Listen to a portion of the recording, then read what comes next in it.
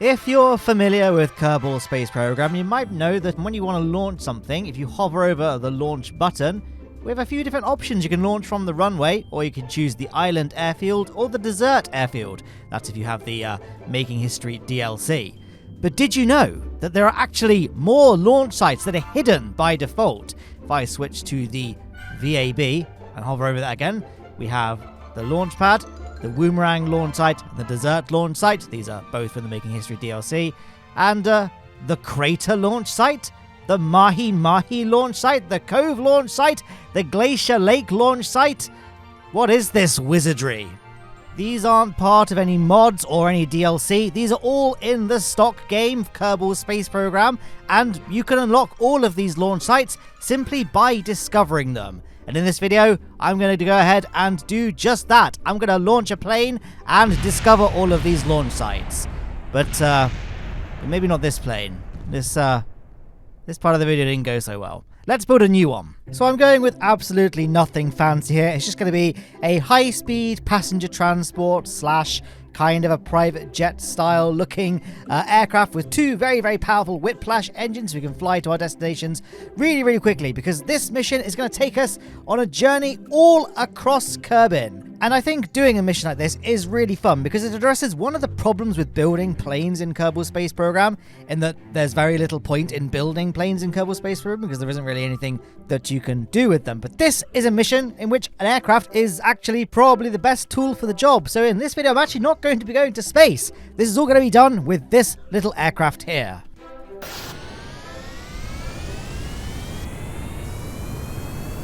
And here we are, throttling up on the runway. Now you might be thinking, Matt, it's all well and good having lots of different launch sites to launch from, but are there any practical reasons as to why you might want to unlock the additional launch sites? And I would say yes, because this is a video game and video games are meant to be fun, and having more options is more fun. But if you want a less lame answer, the very first launch site we're going to be unlocking, which coincidentally is also the easiest one to get to, has a very, very, very real benefit to it, in that it's the only launch site in the game that is in contact with water. In other words, this is a great place to launch watercraft from, and that's what we're going to head on over to now. So I'm going to describe how to reach the other launch sites, but for this one, it's so close to the Kerbal Space Center that I feel like it doesn't really need explaining. We're heading off to this headland. We take off, turn left, and then just head towards this area here.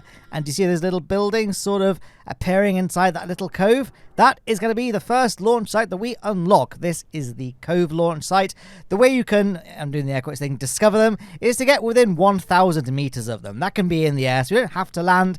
I will be attempting a landing at all of these launch sites just because, fun, video and all that. But you don't need to. We can just do a close pass of them, and that would unlock it and make it an option to launch from in the vehicle assembly building. And there we are. We've found the Cove launch site. We can now deploy craft from here. Go to the VAB and check the drop-down menu from the launch button.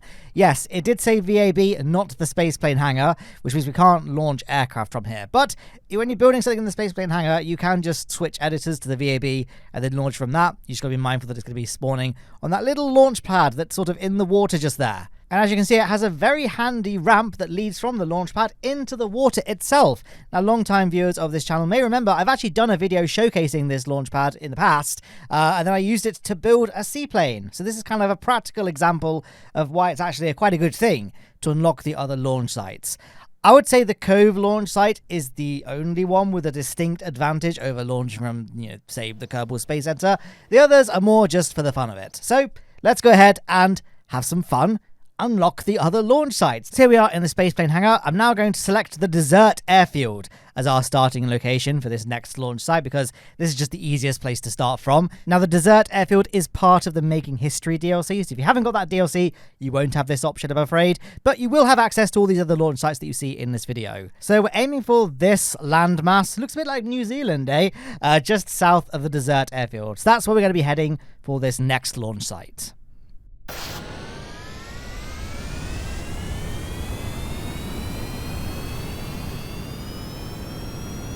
There we are, in the process of taking off, and of course we are now going to have to do a hard turn 180 degrees to start heading south, because we launched on a northbound trajectory. Now guys, I'm going to be real with you. I had actually never bothered unlocking any of these launch sites aside from the Cove launch site before, so this was a journey for me. as much as it will be hopefully a journey for you. I had to look up where these launch sites, were located. Now, I could have done things like sensibly and just looked at the coordinates, then used the Kerbal Engineer readouts to navigate that way. But I thought it would be more fun to do things the old school way, as the old explorers of the world did when they were flying their supersonic private jets around the Earth. And that is, I made some maps. I actually didn't. I just stole some screenshots from Reddit. Redditor WalkIntoTheLite posted 3 years ago some images of kind of where the additional launch sites are located, kind of with a close-up image and then a zoomed-out image to kind of help you figure out where they are so you can unlock them yourself. I combined these screenshots into one kind of rubbish document. So on screen right now is the map that I was using to locate the launch sites in this video. Aside from obviously the Cove launch site, I just knew where that one was already. So I'm now going to speed the footage up really fast to get this video moving along. One thing to note, you might see throughout this video, when you speed up footage this much in Vegas Pro, it sometimes causes the audio to fall out of sync with the video. So you might notice that like the engine's making sounds that don't correspond to their current state, like they might be making a really loud noise, but then in-game they're not actually firing at that moment. Just wanted to give you a heads up in case you notice any weird audio shenanigans with this video. So here we are, approaching the peninsula on which I believe the Mahi launch site is located, based on, again, my incredible map / collection of screenshots that someone else did the hard work for. So like I say, guys, this was actually me discovering these sites in real time based on WalkIntoTheLite screenshots. So don't consider this to be a tutorial and something that you should mimic, but also consider this a tutorial and something that you should mimic, because this was a lot of fun, actually. As you might imagine, I've done most of the things one can do in Kerbal Space Program at this point. This year, in fact, is my 10th year on YouTube, if you can believe that. I certainly can't. But this is something I'd never done. I'd never actually done a mission, really, like exploring Kerbin and flying a plane around. Like, this mission actually gives a purpose to aircraft, which is something, like I say, the stock game, severely lacks. Similarly to how rovers serve little practical purpose in Kerbal Space Program, this is a really great example of using a terrestrial aircraft. Also, there it is, the Mahi launch site. I'm glad I can stop talking about this, guys, because you have no idea how many times I kept on saying the Mahia Peninsula when recording this commentary, and I kept on going back and re-recording things. The Mahia Peninsula is the launch location in New Zealand from which Rocket Lab launched their Electron. Mahi Peninsula.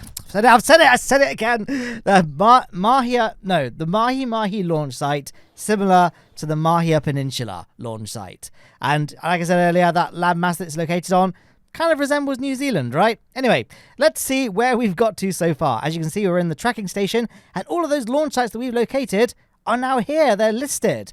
But we still have 2 more to find.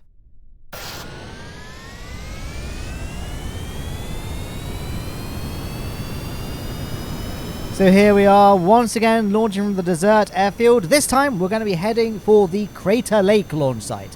Now, the Crater Lake is pretty easy to locate. You've probably seen it before if you've played Kerbal Space Program for any amount of time. If you look at Kerbin, there's a very, very suspicious-looking crater impact zone, and in the middle of that crater is a little island, and that's the island to which we're heading. So I basically had a look at a map of Kerbin and determined that the best way to reach it via an aircraft would be to launch northbound from the desert airfield airstrip and then sort of turn left, heading along roughly the 315-degree vector. Just seemed like the best way, basically heading exactly diagonally northwest, but it turned out I needed to be a bit more northwest-west, maybe. So now you can see me turning closer towards the 270-degree vector along the nav ball. Like I say, I didn't really do lots of planning for this mission. In fact, you are watching the first attempt of me trying to reach the Crater Lake, because again, I thought this would be a good opportunity to showcase kind of a way that you can actually build aircraft in this game and have them serve a purpose, not just, fly around the KSC, I guess. So hopefully this video can be an inspiration. As you can see, we'll cut to the map screen just there, we are now flying over the giant crater, and there ahead of us is the little island on which the Crater Lake launch site sits. Now, I wasn't quite sure whereabouts it was located. I knew it was kind of, well, according to those screenshots, it was kind of in the middle of the eastern coastline, but it's very, very steep. Surely the launch site can't be there. It seems like a very inappropriate place to launch from. Surely the top of the island, the top of the hill in the middle of the island would be better. But lo and behold, you can sort of see it coming into view. There's a little clearing in the rock, and there are the buildings that comprise the Crater Lake launch site. So yeah, I did think this is kind of an odd choice to have it here and not at the top of the mountains or kind of on the flatter end of the island that isn't as steep, but whatever. Who's to question the decisions of the squad team? It does make landing here a little bit trickier though, so I'm going to apply the brakes, deploy our drogue chute, and do a bit of a hop, skip, and a jump landing and completely overshoot. In fact, we're still in the air. So overall, not the most successful landing, and we've also lost a control surface just there, and we're still not stopping. That's it, actually. Yeah, we're still not stopping, and now we're starting to turn and heading downhill. So I started panicking a little bit here because I don't really want to crash into the sea and potentially kill Jebediah and Bill Kerbin. This is a new save file I've made just for the explicit purpose of having all of the launch sites from day one. So I quickly cut the chute, throttled up the engine to try and get airborne again and have another go at landing. But alas, it was all too late. But luckily, we impacted the water, and it was all fine. This thing made a remarkably good seaplane. And from our position in the water, we can get a good view of the buildings of the Crater Lake launch site. And with that, we can recover our aircraft and begin the journey to what was probably the hardest launch site to locate. We're going to be starting from the Woomerang launch site, which again is part of the Making History DLC. This is a rocket launch pad, so we're going to have to sort of roll the aircraft down the ramp and launch from the grass, which was a little bit easier said than done. I'm just playing the footage back in real time to show you the careful process of gradually rolling this down, keeping it stable. The rear landing gear they're quite close together, so this thing isn't the most stable. It's fine on flat surfaces like runways, but rolling hills like this, it's a little bit more sketch. But we're going to go ahead and try anyway. So I wanted to turn to the left and sort of launch along with kind of the big open fields to the left, but I couldn't get this thing to turn and go uphill. So we're going to just try and aim to go in between these trees here, rolling pretty slowly at first, then once we're clear of any immediate obstacles, we can throttle up. Now, I don't think these trees actually have collision, but, I felt like for realism's sake, let's try and avoid any of the ground scatter. So there we are, we're past all those big trees, we can throttle up. Almost did a bit of a tail strike just there with that drogue chute at the back. It is all fine. We are now airborne. It's time to try and locate the Glacier Lake launch site. Like I say, this was the hardest launch site by far to locate. The reason may be obvious. It's located at Kerbin's North Pole, and there's a lot of cloud around Kerbin's North Pole. Look at all the cloud behind us. It makes identifying the landmarks on my little screenshot file tricky because I can't see the ground from the map screen. So I wasn't really sure how I was going to get here. I knew it was kind of northwest to the Woomerang launch site, so I'm heading on a northwest trajectory, and now we're flying over the clouds. And I was, sort of flying a little bit blind. So looking at the far away screenshot, the zoomed out one, we can see it's kind of on the edge of the ice formation, and there's a kind of a large body of water that kind of helps us identify the rough location. And then on the more zoomed in image, there's a much smaller body of water hugging the edge of the ice region, and that is where the launch site is located. So I'm going to first get a rough idea of our location by trying to find that big body of water. And just pausing the playback here, I believe that this sort of shape, which I'm highlighting with editing because it's not the easiest thing to see, I believe this is that large body of water. So we can use this and our knowledge of the launch site's relative location to that large body of water to hopefully track down the location of the Glacier launch site. So I mentioned earlier that this launch site was by far the hardest to locate purely because of the dense cloud coverage in Kerbin's North Pole region. It would have been far more sensible to uninstall the volumetric clouds mod for the purposes of this mission, just so that I could actually, see the ground. But honestly, this is kind of fun. Like, here I am dipping below the cloud layer to see if I'm hopefully nearby, but I can't see any ice sheet here, which means we're quite a long way off from our location. Remember, we're looking for a small body of water hugging the edge of the ice sheet. So our current position is not really anywhere close to the Glacier launch site. So now I'm going to start accelerating once again, heading further northwest to hopefully find where the Glacier launch site is. So we can see on the map screen that our current trajectory is taking us towards the big ice shelf that makes up Kerbin's North Pole. So I'm just zooming in here just trying to see where the edge of it is, because that should take us, that should be where the launch site is located. So it looks at this point that my current trajectory is going to take us well over the ice sheet, and we're going to massively overshoot. So now I'm performing this like really, really crazy hard brake maneuver, and I see lakes.